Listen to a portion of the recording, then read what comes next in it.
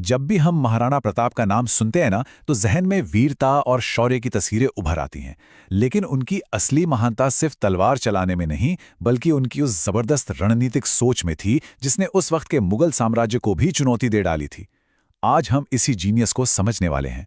तो सवाल ये उठता है कि आखिर महाराणा प्रताप में ऐसा क्या खास था जो उन्हें अपने समय के दूसरे राजपूत राजाओं से बिल्कुल अलग खड़ा करता है। जवाब छिपा है उनके युद्ध करने के अनोखे अंदाज में।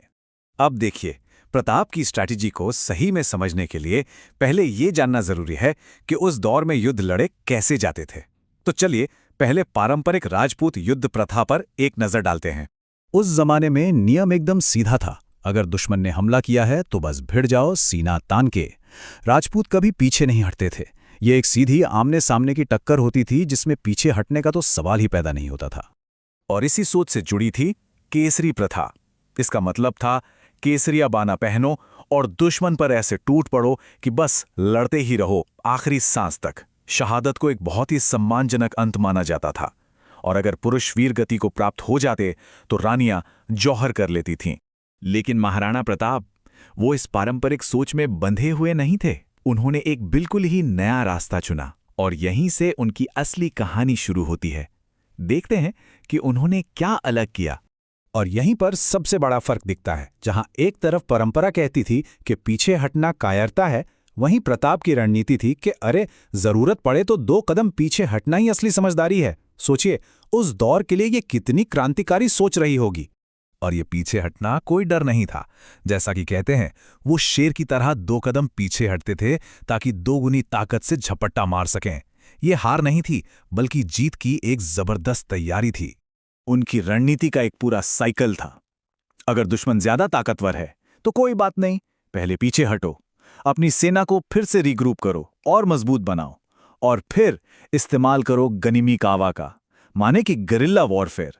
छिपकर अचानक हमला करो और दुश्मन को संभलने का मौका तक ना दो।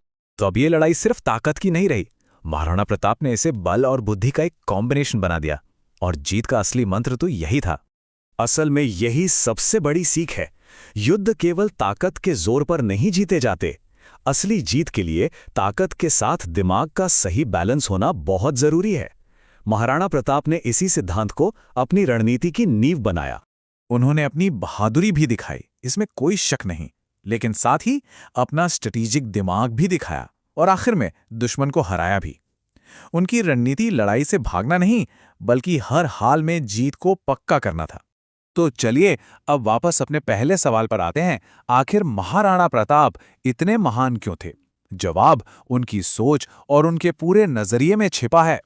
उन्होंने सिर्फ शहादत को नहीं, बल्कि जीत को अपनी प्रायोरिटी बनाया। उन्होंने अपनी ताकत को बढ़ाने के लिए अपने दिमाग का इस्तेमाल किया। उन्होंने ये साबित कर दिया कि सोच समझकर पीछे हटना भी हमले का एक जबरदस्त तरीका हो सकता है। और हां, गनीमी कावा की कला में तो वो माहिर थे ही।